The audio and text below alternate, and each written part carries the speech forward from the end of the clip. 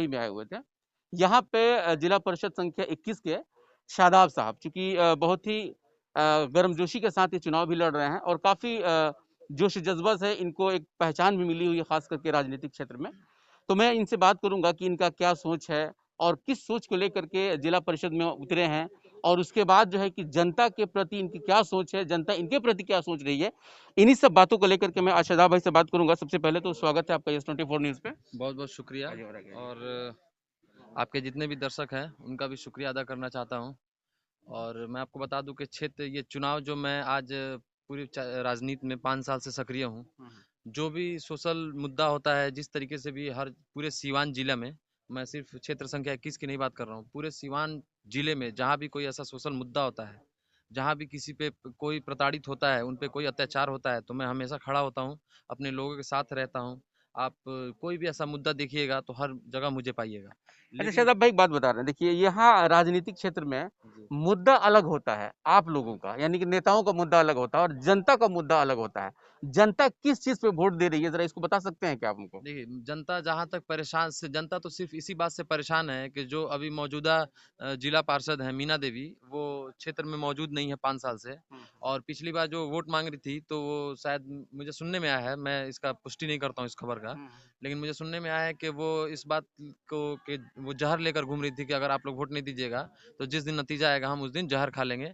या फिर शायद कुछ उजला कपड़ा वगैरह लेके घूम रही थी कि हम फिर इस दुनिया में नहीं रहेंगे, तो इस यानी कि तरीके। इमोशनल। हाँ, जो कुछ भी है वो इमोशनल जिस तरीके से भी अत्याचार कर रही थी, तो वो उनका अपना मसला है।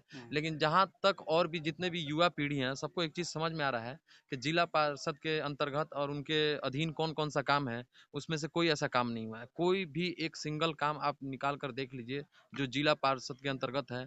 पूरे पाँचों पंचायत में कहीं भी प्राथमिक स्वास्थ्य केंद्र नहीं है, जिला पार्षद के अंतर्गत इलाका में। ना ही एक वेंटिलेटर एम्बुलेंस है, जिस मुद्दे पे मैं चुनाव लड़ रहा हूँ। और ना ही कहीं शिक्षा का व्यवस्था है कि जहाँ पे अच्छे से अच्छे लोग पढ़ाई मतलब आसानी से कर सके, गरीब लोग भी वहाँ पे पढ़ाई कर सके।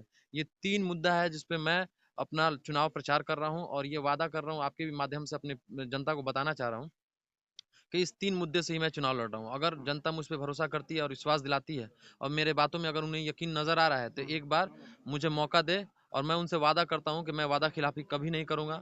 जिस तरीके से हो, जब जैसे हो, वो मुझे याद कर सकते हैं। हर तरीके से मैं उनके साथ खड़ा हूँ, हर एक मुसीबत में खड़ा हूँ, हर एक सुख-दुःख में खड़ा हूँ। मैं उनका जनता का सेवक हूँ और ये वादा करता हूँ कि हर तरीके से मैं उनके साथ रहूँगा। चुनाव हार जाऊँ या जीत जाऊँ ये अलग बात है, लेकिन चुनाव के बाद भी 24 को चुनाव खत्म हो जा रहा है। आप 25 को भी खोजिएगा तो इसी क्षेत्र में कहीं न कहीं हम मिल जाएँगे आपसे। अच्छा, ये तो रही बात आपकी चुनावी वादों की, लेकिन जिस तरीके से वादा और इरादा, इरादा तो चूंकि आप कर रहे हैं, वादा भी कर रहे हैं, जनता आपके ऊपर कैसे भरोसा कर पाएगी, इसको जरा बताएं। चूंकि आपकी तरह बहुत सारे प्रत्याशी हैं, जी, कैसे बिल्कुल। भरोसा करेगी, आप ऐसा क्या एविडेंस देंगे ताकि जनता को लगे कि नहीं, शादाब साहब अगर आ रहे हैं तो सच में ही अपने काम को करेंगे और जो वादा किए उसको पूरा करेंगे, ऐसा क्या करेंगे आप? मुझे सबसे पहले विश्वास दिलाने दिलाने के लिए मुझे एक बात कहना है कि 2016 मेरे बारे में वो पहले जानेंगे। अगर जो भी जनता मेरे बारे में जानना चाहती है, जो जागरूक होना चाहती है, तो 2016 का मेरा रिकॉर्ड देखते हैं तो दीनदयाल उपाध्याय गोरखपुर से, जो महाराज जी का क्षेत्र है, वहाँ से मैं छात्र नेता रहा हूँ। और वहाँ पे मैं 2 ही मुद्दे पे चुनाव लड़ा और जीत कर भी आया था। तो वहाँ पे मेरा सबसे पहला मुद्दा था कि यानी वहाँ क्या पे छात्र नेता रह चुके हैं जी, आप? बिल्कुल। वहाँ पे सबसे पहला मेरा मुद्दा था कि वहाँ पे हॉस्टल नहीं था, और हॉस्टल की जो भी व्यवस्था था वो जर्जर अवस्था में था। तो इसी मुद्दे पे मैं लड़ा, और वहाँ पे इस तरीके से मैंने वहाँ का जो भी मैनेजमेंट है उस पे प्रेशर बनाया कि उसके बाद से 150 और बेड उसमें ऐड किया गया, और जो भी खाने-पीने का व्यवस्था था वो पूरी तरीके से खराब व्यवस्था में था। ना दाल दाल होता था तो सब्ज़ी नहीं, सब्ज़ी होता था तो दाल नहीं। तो उस मुद्दे पे मैं लड़ा और उस मुद्दे को ठीक किया मैंने जीतने के बाद। और वो मेरे बारे में रिकॉर्ड इससे पता कर सकते हैं। इसीलिए मैं वादा कर रहा हूँ कि जिस तरीके से मैं छात्र राजनीति में था, बिल्कुल छात्र राजनीति के बाद अब क्षेत्र राजनीति में आया हूँ, और राजनीति करने का जो तरीका है वो मैं बदल के रख दूंगा, क्योंकि मेरा आखिरी सवाल ये है आपसे कि अभी आप क्षेत्र में घूम रहे हैं, आपके नज़र में ऐसी कौन-कौन सी चीज़ें आई हैं जो यहाँ के वर्तमान जिला पार्षद ने नहीं किया है और वो आपकी प्राथमिकता रहेगी? देखिए, सबसे पहले 312 आप भी मीडिया वाले हैं और आप लोगों को अच्छे से पता होगा कि जिला पार्षद के अंतर्गत 312 योजनाएं थी।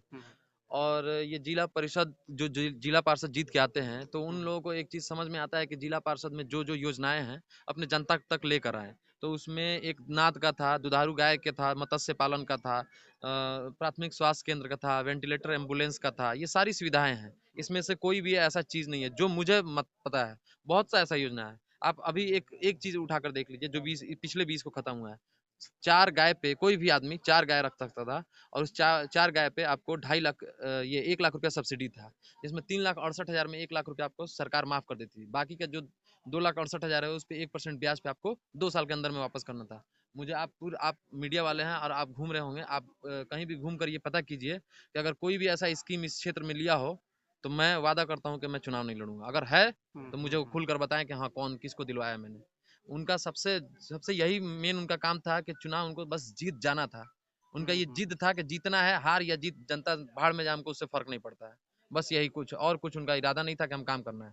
और मैं नौजवान हूँ, मैं वादा करता हूँ कि अगर कंटिन्यू 10 दिन भी चलना पड़े अपने क्षेत्र में, तो मैं हर हाल में खड़ा रहूँगा।